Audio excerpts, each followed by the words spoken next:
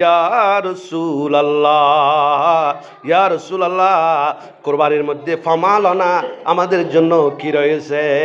আমরা যে এত কষ্ট করে কোরবানি করব, কোরবানির গরু জবে করব এবং টাকা দিয়া খরচ করে কোরবানি করব, তাহলে কেন করব? এই কোরবানিতে আমাদের জন্য কি রয়েছে? ক্বালা লিকুল্লি শারাতিন হাসানা। আল্লাহর নবী বলছেন, ও আমার সাহাবীরা, এই কোরবানির মধ্যে প্রত্যেক কেশের বিনিময়ে নেকি আছে। সুবহানাল্লাহ। প্রত্যেকটি কেশের বিনিময়ে আপনাকে নেকি আল্লাহ আপনি দিবে না।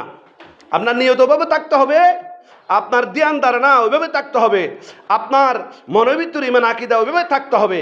ওইভাবে যদি আপনি থেকে কোরবানি দেন তাহলে কবুল হবে।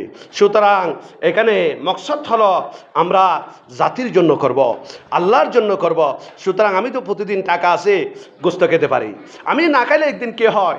আমার গরিব সমাজের গরিব মানুষেরা খাবে, আমার আত্মীয় স্বজনরা খাবে, যারা এই গোস্ত কিনে যারা খাইতে পারতেছে না তাদেরকে খাওয়াবো।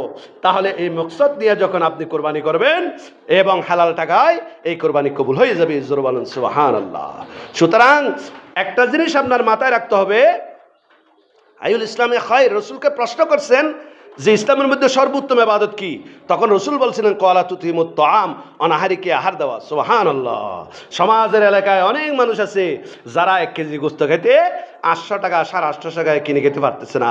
সুতরাং আপনার কোরবানির গোস্ত যখন ওদের ঘরে যাবে, ওদের ছেলেরা যখন লাফাবে, ওরা যখন খেতে খুশি হবে, রুটি খাবে, তখন আল্লাহ পাক রব্বুল আলামিন আরশ আজিম থেকে বলবে, দেখো ফেরেশতারা, যে বান্দাকে না মারার জন্য বলছিলা, সৃষ্টি না করার জন্য, আজকে তারা কি করতেছে। সুবহানাল্লাহ।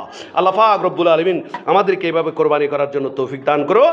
একটি গরু, একটা ছাগল, একটা উট, একটা দুব্বা যেভাবে জবে করলে বেশি পশম থাকলো, এভাবে প্রতিটি পশমের বিনিময়ে আল্লাহ আমাদেরকে নেকি দান করবেন। সেই কেবলমাত্র শুধুমাত্র একটি ইবাদত, সেটা হলো কোরবানি। জোরে বলেন সুবহানাল্লাহ। এই কোরবানি আমাদের জন্য করার জন্য কবুল করুন। আল্লাহ পাক আমাদের জন্য কবুল করুক। সবাই বলেন আল্লাহুম্মা আমিন।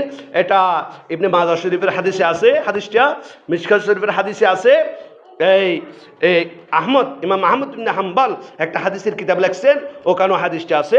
এখানে এটা সহিহ হাদিস।